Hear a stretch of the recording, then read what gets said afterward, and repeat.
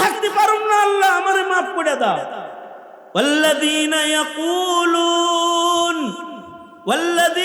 يقولون ربنا اصرف عنا عذاب جهنم ربنا اصرف عنا عذاب جهنم إن عذابها كان غراما إنها ساءت مستقرا ومقاما। আল্লাহ বলেন নিশ্চয়ই কিন্তু দোজখ বসবাসের নিকৃষ্ট জায়গা, এটা কোনো আরামদায়ক বসবাসের জায়গা নয়। সুতরাং আমার গোলাম যদি কেউ হতে চাও, তোমরা সবে মিলে আমার কাছে বলো, ওগো আল্লাহ, দোজখের আগুন থেকে আমি আপনার কাছে রেহাই চাই। আল্লাহ দোজখ আমার থেকে হটায় লয়ে যান, সরায় লয়ে যান। أما بعد فأعوذ بالله من الشيطان الرجيم بسم الله الرحمن الرحيم وعباد الرحمن الذين يمشون على الأرض هونا وإذا خاطبهم الجاهلون قالوا سلاما والذين يبيتون لربهم سجدا وقياما والذين يقولون ربنا اصرف عنا عذاب جهنم إن عذابها كان غراما إنها ساءت مستقرا ومقاما وقال النبي صلى الله عليه وسلم أنا زعيم ببيت في وسط الجنة لمن حسن خلقه أو كما قال عليه الصلاة والسلام اللهم صل على محمد وعلى آل محمد كما صليت على إبراهيم وعلى آل إبراهيم إنك حميد مجيد اللهم بارك على محمد وعلى آل محمد كما باركت على إبراهيم وعلى آل إبراهيم إنك حميد مجيد। মোহাব্বতে সকলে বলুন আলহামদুলিল্লাহ। আল্লাহর রাসূল সাল্লাল্লাহু আলাইহি ওয়াসাল্লাম বলেছেন, দুই জিনিসের কারণে অধিকাংশ মানুষ দোজখে যাবে, আর দুই জিনিসের কারণে অধিকাংশ মানুষ জান্নাতে যাবে। সাহাবীরা বলে, ওই দুইটা জিনিস কি? আল্লাহর রাসূল বলেন, একটা হলো মা বাইনা লিহিয়াইহি, একটা হলো মানুষের মুখ, যেটা দিয়া মানুষ কথা বলে, মুখের কারণে মানুষ দোজখে যাবে। ও মা বাইনা রিজলাইহি, লজ্জাস্থান দুই পায়ের মাঝখানে, যারা লজ্জাস্থানের হেফাজতকারী হবে, যারা জবানের হেফাজতকারী হবে, আল্লাহর রাসূল বলেন, মাইয়াজমানলি মা বাইনা লিহিয়াইহি ওয়া মা বাইনা রিজলাইহি আজমান লাহুল জান্নাহ। আল্লাহর রাসূল বলেন, যারা দুইটা জিনিসের জামানত আমাকে দিতে পারবে, আমি তাদেরকে জান্নাতের জামানত দিয়ে দিব। একটা হলো মুখের জামানত, আর একটা হলো লজ্জাস্থানের জামানত। যাদের মুখে কোনো গুনাহ হয় না, যাদের লজ্জাস্থান মাহফুজ,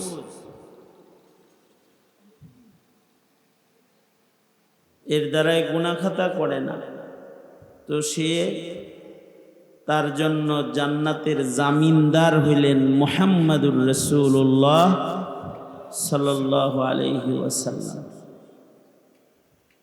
আর একটা হাদিস আল্লাহর রসুল বলেন, আনা জাঈমুন বিবাইতিন ফি ওয়াসাতিল জান্নাহ লিমান হাসানা খুলুকাহু। আল্লাহর রসুল বলেন, আমি দায়িত্ব নিয়ে বলছি, আমি জান্নাতের মাঝখানে ঘর নিয়ে দিব তাকে, যাকে জান্নাতের মাঝখানে ঘর নেওয়ার জামিনদার আমি হয়ে গেলাম। সেই লোকটা কে? আল্লাহর রসুল বলেন, লিমান হাসানা খুলুকাহু, যার আখলাক সুন্দর, তাকে জান্নাতের মাঝখানে বাড়ি নিয়ে দেওয়ার দায়িত্ব নবীজি বলেন আনা জাঈম, নবী বলেন আমি তার জিম্মাদার, দায়িত্ব। এখন যদি আপনাদেরকে আমাদেরকে কেউ বলে যে এই মাওনা চৌরাস্তার সাথে একটা বাড়ি করে দিব, বাড়ি করে দেওয়ার দায়িত্ব আমার, তুই আমার পিছে পিছে থাইস খালি, গর্ব না কিরম করা? হ্যাঁ, মনে করেন এই এলাকার এমপি সাহেব কে নতুন করে কেউ হয়েছে নাকি? হ্যাঁ, হে কইল তার কোন কর্মীরে কি বলল যে আমি দায়িত্ব নিলাম মাওনার প্রাণ কেন্দ্রে তোমার একটা বাড়ি করে দিব, কর্মী তো এর পিছে পিছে খালি ঘুরতে থাকবে, ঠিক না? মাওনার প্রাণ কেন্দ্রে কোনো বাড়ি, এটার দাম কত? কয়টা দাম? ছায়া রইছ, এই বাড়িটার দাম কি তোমার চোখের চাইতে বেশি, কানের চাইতে বেশি? এই দুনিয়ায় যা কিছু আছে, সব কিছু যা আছে সব বেচলেও জান্নাতের 1 বিঘত জায়গা খরিদ করা সম্ভব না। সুবহানাল্লাহ, আগামীকালকে বললেন সবাই, জোরে আওয়াজ করে বলেন সুবহানাল্লাহ। এই দুনিয়ার সব বেচলেও কি জান্নাতের 1 বিঘত জায়গা হবে? একটা লাঠি রাখার জায়গা হইব? সেইখানে আল্লাহর রসুল বলে কি, আজ আমি জান্নাতের মিডল পয়েন্টে ফি ওয়াসাতিল জান্নাহ, ওয়াসাত মানে রাজধানী, মিডল, জান্নাতের মাঝখানে একেবারে মধ্যস্থলে আমি তাকে বাড়ি নিয়ে দেওয়ার জিম্মাদার হয়ে গেলাম, যে তার চরিত্রকে সুন্দর করবে। সুবহানাল্লাহ। আমাদের তো এখন নাক, চোখ, চেহারা, চুল এইগুলা সুন্দর করার প্রতিযোগিতার আমল চলছে, এগুলা সুন্দর করার আয়োজন বেশি।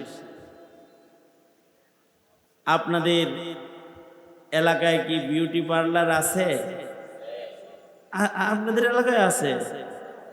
অভাব নাই, আমাদের এলাকায় আছে, আমাদের ঢাকায় অনেক আছে, গাজীপুরে তো কম থাকার কথা। বিউটি পার্লারে কি করবে? চুল সুন্দর করবে, একটু চেহারা মেকআপ করবে, তাও এটা কতক্ষণ থাকবো? যতক্ষণ পানি না লাগবে, ঠিক না? হ্যাঁ, রং দিয়ে, আলতা দিয়ে, লিপস্টিক দিয়ে সুন্দর করে সাজাইছে, কালা বেডি রে ভালো করে বানাইছে, এটার খালি যদি মেঘে ধরে, মেঘ বুঝেন, এটা যদি খালি বৃষ্টিতে ধরে তাহের মেকআপ শেষ। এই সৌন্দর্যের জন্য মানুষ ঘন্টার পর ঘন্টা আয়নার সামনে আরেকজনের কাছে বয়া থাকতে রাজি। এই আমারে ডলো ডলো ডলো কাটো, নাপিত কানে ধরে টানে, হেডা রাজি। কিন্তু ওলামায়ে দ্বীন কিছু কথা বলবে যা দিয়ে তার চরিত্র সুন্দর হবে, কলব সুন্দর হবে, এই জন্য একটু বসতেও রাজি হয় না। নাপিতের কান্ডলা খাইতে রাজি, কিন্তু কি ঠিক করবার লেগে মুছ ঠিক করবার লেগা, চুল ঠিক করবার লেগা, চুলের সাইড ঠিক করবার লেগা, এই সাইডটা কাট পইলে কিরম টান্ডা দেয় না পিতে, দেখছেন না? নাকি আপনাদের এলাকায় কান ধরা সারা না পিতে কাটে সাইড? কি কথা কন নাকি? কথা কন, আমার সাথে গল্প করেন, একটু গল্প করতেই তাইছি। এইটার জন্য কত খরচ করে, কত ধরনের কলবের আবিষ্কার হইল চুলের সাময়িক কালার ঠিক করার জন্য। এক সপ্তাহ পরে আবার গুড়া বাইরে দেখা যায় যে হেয়ারটা সাদা বাবা, ঠিক না? গুড়া সাদা এক সপ্তাহ পরেই বাইরে গেছে। যত সুন্দর করেই দাড়িতে মেহেন্দি মন্দির লাগা, কালার মালার করো, কয়দিন পরে দেখবেন ওই যে বাইরে গেছে, ঠিক না? খুব সাজছে, বোর কাছে যাইব যে সাজছে, কিন্তু কয়দিন পরে আবার বাইরে হয়ে যায়। এইটাকে আটকানোর জন্য, এই সৌন্দর্যকে রক্ষা করার জন্য মানুষ কত কষ্ট করে, অথচ এই সৌন্দর্য আল্লাহও দেখে না, রসুলও দেখে না। قال رسول الله صلى الله عليه وسلم إن الله لا ينظر إلى صوركم ولكن ينظر إلى قلوبكم وأعمالكم। আল্লাহর নবী বলেন, নিশ্চয়ই আল্লাহ তাআলা তোমাদের বাহ্যিক সৌন্দর্য যেটা এটা তাকায়া দেখেন না, তিনি দেখেন তোমাদের কাদের আমল সুন্দর, কাদের কালাব সুন্দর, তোমাদের কাদের চরিত্র সুন্দর, তোমাদের কাদের কর্ম সুন্দর, এটা তাকায় আল্লাহ তাআলা দেখেন। আল্লাহর রাসূল বলেন, আনা যাঈমুন বিবাইতিন ফি ওয়াসাতিল জান্নাহ লিমান হাসানা খুলুকাহু। আল্লাহর নবী বলেন যে তার আখলাককে সুন্দর বানাতে পারবে, আমি নবী জামিনদার হয়ে গেলাম আল্লাহর কাছ থেকে, জান্নাতের মাঝখানে তাকে আমি বাড়ি বানায় দেব।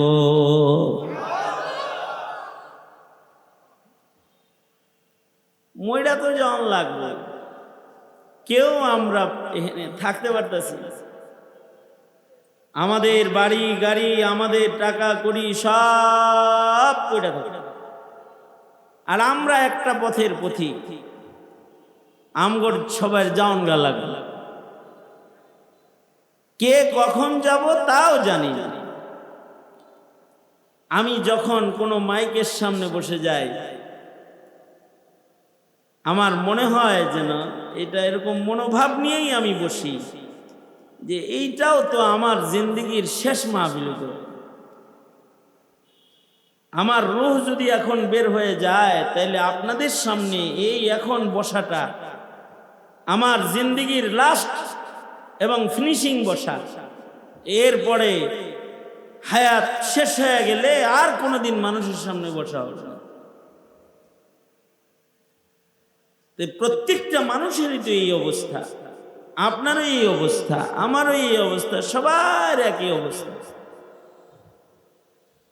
এ কারণে ব্যক্তির পছন্দের না, আল্লাহর পছন্দের হইতে হবে, রাসূলের পছন্দের হইতে হবে। সবাইকে আমাদেরকে যেন আল্লাহ পছন্দ করে, আল্লাহর রাসূল পছন্দ করে। আল্লাহর রাসূল বলেন যে যারা তার জবান হেফাজত করবা, মুখ হেফাজত করবা, আর লজ্জাস্থান হেফাজত করবা, এর জামানত দিয়ে দাও, আমি তোমাকে জান্নাতের জামানত দিয়ে দিই। মুখ দিয়া সব কথা বলতে নাই, মুখ দিয়া সব উচ্চারণ করতে নাই। মুখের জামানত মানে মুখ দিয়া সুন্দর কথা, সত্য কথা বলতে। ইয়া আইয়ুহাল্লাযীনা আমানুত্তাকুল্লাহা ওয়া কুলু কাওলান সাদীদা। আল্লাহ বলেন, হে আমার ঈমানদার বান্দারা, তোমরা আমি আল্লাহকে ভয় করো, ওয়াকুলু কাওলান সাদীদা, মিষ্টি মিষ্টি সুন্দর কথা বলবা, বাজে কথা মুখে উচ্চারণ করবা না। তোমরা যদি আমার পছন্দের বান্দা হতে চাও, قد أفلح المؤمنون الذين هم في صلاتهم خاشعون والذين هم عن اللغو معرضون। তোমরা যদি সফল মুমিন হইতে চাও তাইলে লাভ উচ্চারণ, যেই কথাগুলোর কোনো লাভ নাই, না দুনিয়াবি লাভ আছে না উখরবি লাভ আছে, এরকম সব কথা ছাইড়া দাও, বাদ দাও। যে কথার কোনো দুনিয়াবি লাভও নাই, আখিরাতের লাভও নাই, এগুলো বলেন যাইব না। আবার আল্লাহ বলেন ওয়া ইবাদুর রহমান وعباد الرحمن الذين يمشون على الأرض هونا وإذا خاطبهم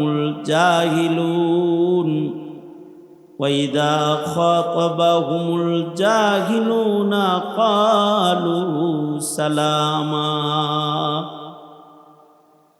আল্লাহ বলেন আমি রহমানের গোলাম তারা, আমি রহমানের খাস বান্দাদের কিছু গুণ। আল্লাহ বলেন আমার খাস খাস বান্দাদের একটা গুণ হইল তারা জমিনের উপরে চলে, বিনয়ের সাথে পথ চলে। ইয়ামশুনা আলাল আরদি হাওনা وَإِذَا خَاطَبَهُمُ الْجَاهِلُونَ قَالُوا سَلَامًا।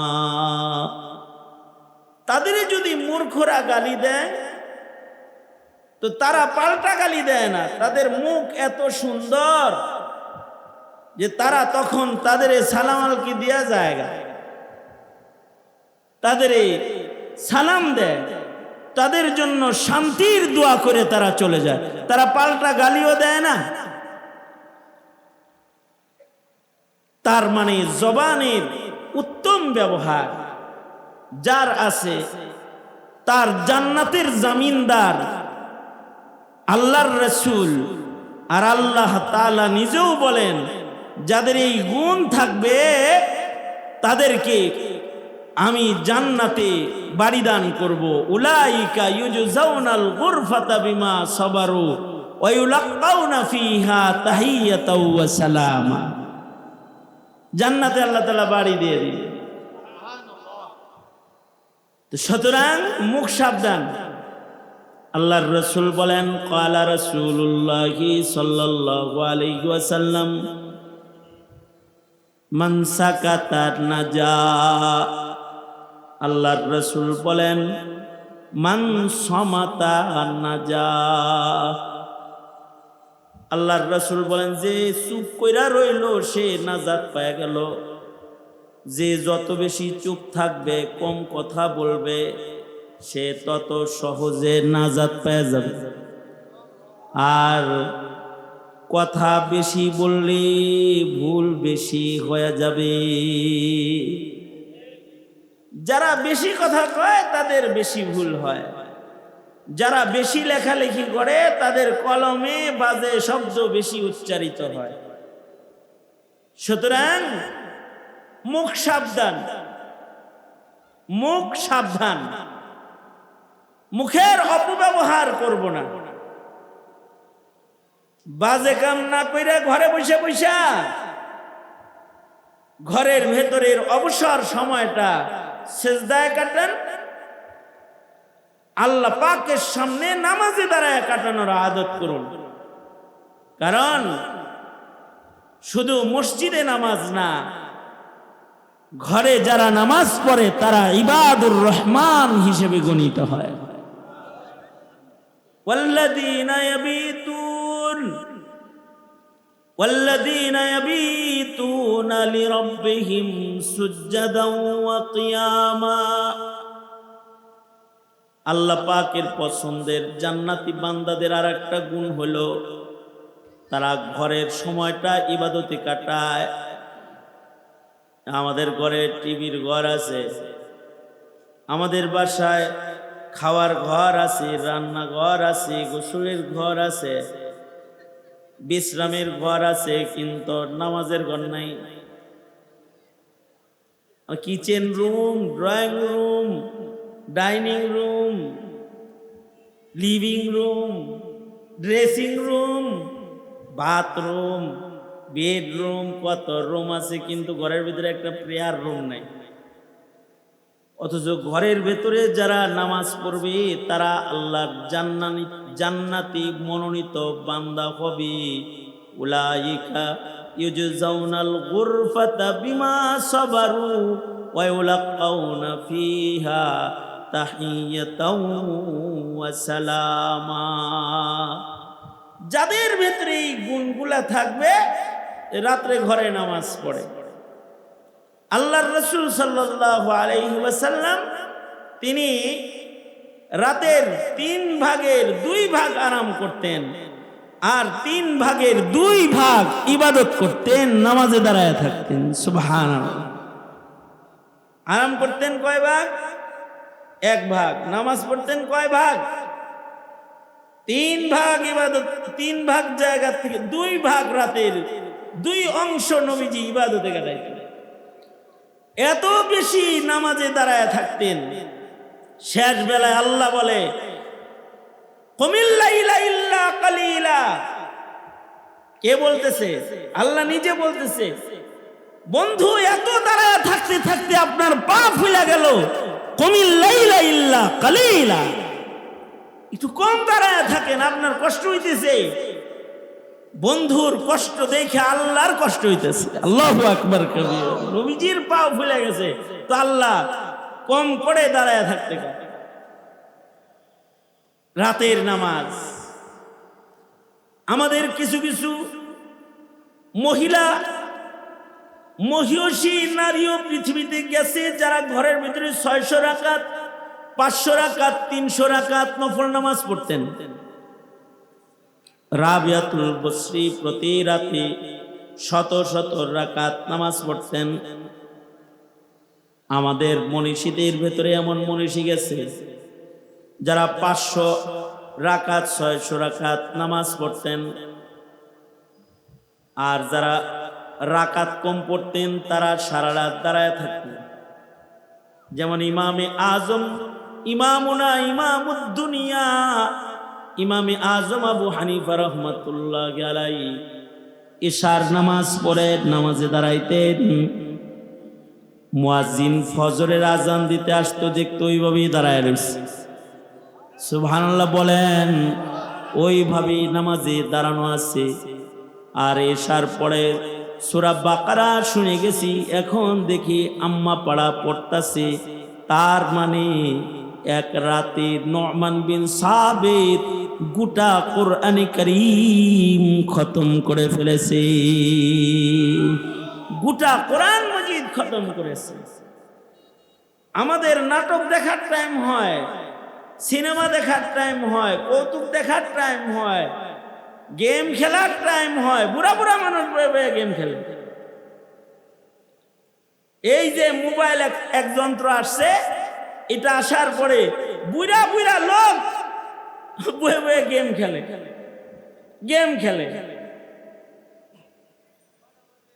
এইভাবে নিজেদের অবসর নষ্ট না করা, নিজেদের অবসরকে ইবাদত বানানো, নিজেদের কাজের টাইম ছাড়া, কাসবে হালালের মেহনত ছাড়া বাকি যে সময়গুলা আছে এ সময়গুলা ইবাদতের বানাইতে হবে যদি জান্নাতে যেতে হয়।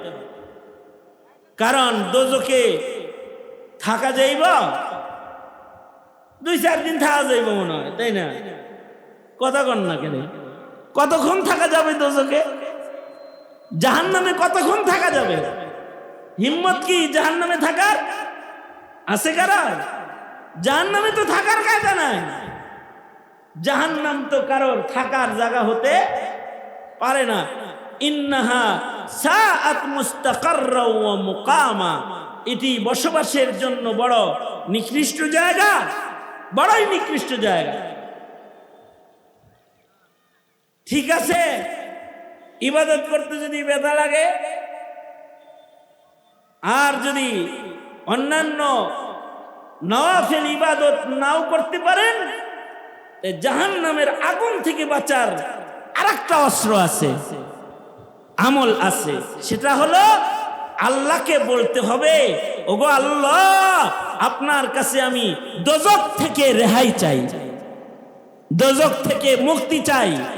কখন কখন বলবেন? সাবাহান ওয়া মাসাআন, সকালেও বলবেন, সন্ধ্যায়ও বলবেন। রাসূল দোয়া শিখাইছে, এমনি করে দোয়া পড়বা। আল্লাহুম্মা বলেন, জোরে আওয়াজ করে বলেন। বুবা আছে কেউ? কেউ বুবা আছেন? বুবা আছেন? বুবা গ্রুপ অফ ইন্ডাস্ট্রিজ আছেন কেউ? সব কথা গ্রুপ অফ ইন্ডাস্ট্রি। হ্যাঁ, তাহলে জোরে করে কোন আল্লাহুম্মা আজিরনা মিনান নার, আল্লাহুম্মা আজিরনা মিনান নার। যদি 7 বার ফজরের পরে কেউ এই দোয়া পড়ে, আর যদি 7 বার মাগরিবের পরে কেউ এই দোয়া পড়ে, আল্লাহুম্মা আজিরনা মিনান নার, ফজরের পরে 7 বার, মাগরিবের পরে 7 বার, আল্লাহর রাসূল বলেন সে দিন আর রাতের যখন সে ইন্তেকাল করবে, মৃত্যুর পরে সে সোজা আল্লাহর জান্নাতে চলে যাবে। কিন্তু আসলে এই দোয়া পড়ার কথাও নামাজ যারা পড়ে না তাদের স্মরণ থাকে। কেউ যদি নিয়মিত নামাজি হয়, সালাম ফিরানোর পরেই তার মনে পড়ে যায়, হেই আমার আমলটা বাকি রয়েছে রে, আল্লাহুম্মা আজিরনি মিনান নার, আল্লাহুম্মা আজিরনি মিনান নার, আল্লাহুম্মা আজিরনা মিনান নার পড়তে থাকে। আর কখনো কখনো আবেগ ভরে রবের কাছে বলতে হবে, আল্লাহ আমি তোমার দোজখে থাকতে পারুম না, আল্লাহ আমারে মাফ করে দাও। ওয়াল্লাযীনা ইয়াকুলুনা রব্বানা সরিফ আন্না আযাবা জাহান্নাম, রব্বানা সরিফ আন্না আযাবা জাহান্নাম ইন্না আযাবাহা কানা গরামা ইন্নাহা সাআত মুস্তাকাররা ওয়া মা। আল্লাহ বলেন নিশ্চয়ই কিন্তু দোজখ বসবাসের নিকৃষ্ট জায়গা, এটা কোনো আরামদায়ক বসবাসের জায়গা নয়।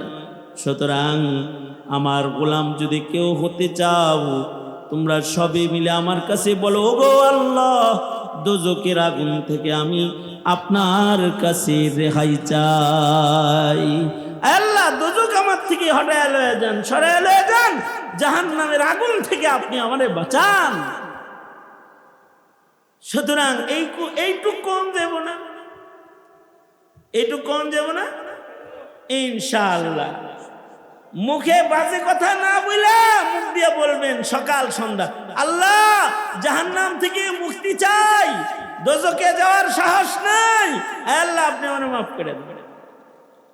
এইটুকুন ভালো গুণ থাকলেও রব্বুল আলামিন বান্দাকে জান্নাতের ভেতরে আল্লাহ তাআলা জায়গা দান করবে।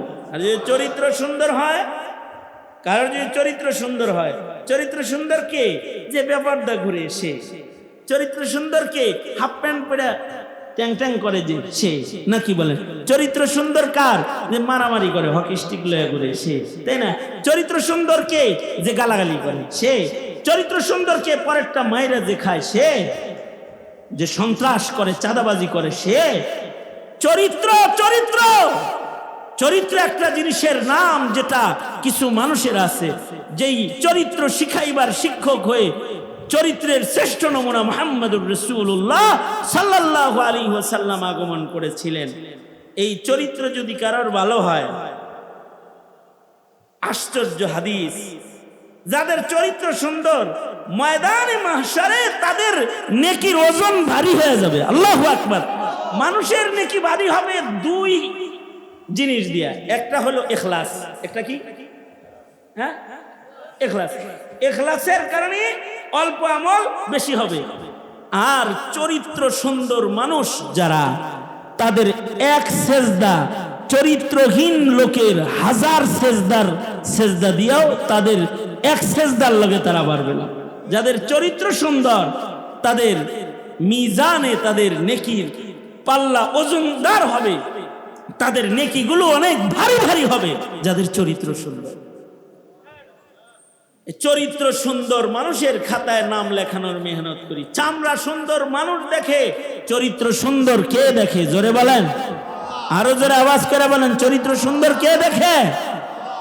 হ্যাঁ, এই মাদ্রাসা, যে মাদ্রাসার আয়োজনে আজকের এই মাহফিল, এটাকে আল্লাহ কবুল করে, আমাদেরকে আল্লাহ তাআলা কবুল করে, আমাদের সবাইকে চরিত্র সুন্দর মানুষ হিসেবে আল্লাহ তাআলা কবুল করে। চরিত্র সুন্দর গান গাইলে চরিত্র সুন্দর হয়ে যায়, তাই না?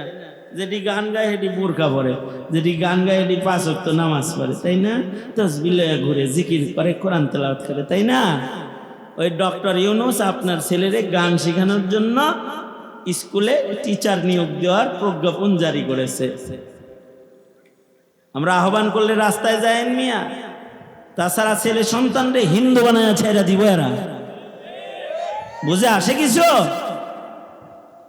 আল্লাহ তাআলা সেই বুঝদান করে। আর আগামী 15 তারিখে সরওয়ার্দী উদ্যানে খাতমে নবুয়ত মহাসম্মেলন অনুষ্ঠিত হবে। নিজের সন্তানরে নেতা মেতা চিনাইলেন, নবী চিনাইবেন না? নবী চিনাইতে, খাতমে নবুয়ত চিনাইতে আগামী 15 তারিখের সরওয়ার্দী উদ্যানের খাতমে নবুয়ত সম্মেলনের দাওয়াত দিলাম। নিজের ছেলে, নিজের ভাই যারা উপযুক্ত তাদেরকে নিয়ে সম্মেলনে যোগদান করুন, রসুলের প্রেম প্রকাশ করুন। হানজালার মতো গোসল দিয়ে আল্লাহ তাআলা জান্নাতে পাঠিয়ে দেবেন ইনশাআল্লাহ। এই কয়েকটা কথা বললাম। আর রাজনীতি যাই করো, যারা সন্ত্রাস প্রতিষ্ঠা করে তাদের রাজনীতি কোনো যুবক করুন। ইনসাফ আর আদালতের রাজনীতি করো, তো রাজনীতিটাও ইবাদত হয়ে যাবে। আর যদি ফাজলামির রাজনীতি করো, এক একটা কদম চলবা, এগুলো সন্ত্রাস, চোর, ডাকাত, খুনির কদমের সাথে কদম হয়ে যাবে। আগামীর দিন সিদ্ধান্ত নেওয়ার দিন। ইসলামের পক্ষে থাকবেন তো ইনশাআল্লাহ? ওলামায়ে দ্বীনদের সাথে আছেন তো ইনশাআল্লাহ? আলেম ওলামা যেখানে আপনারা সেখানে ভোট অনেক দিচ্ছেন, এবার মোল্লা মুন্সিরে ভোট দেন। দ্বীনের যত্ন করেন, ইমানের যত্ন করেন, চরিত্রের যত্ন করেন। কেউ থাকার না। আমিও বিদায় প্রার্থী, আপনারাও বিদায় প্রার্থী, কেউ এমপি প্রার্থী না। বিদায় নিতেই সবাই তো, বিদায়টা আল্লাহর কাছ থেকে ভালো নেওয়ার জন্য প্রার্থী হয়ে যেতে। আল্লাহ তাআলা আমাদের সবাইকে কবুল করেন।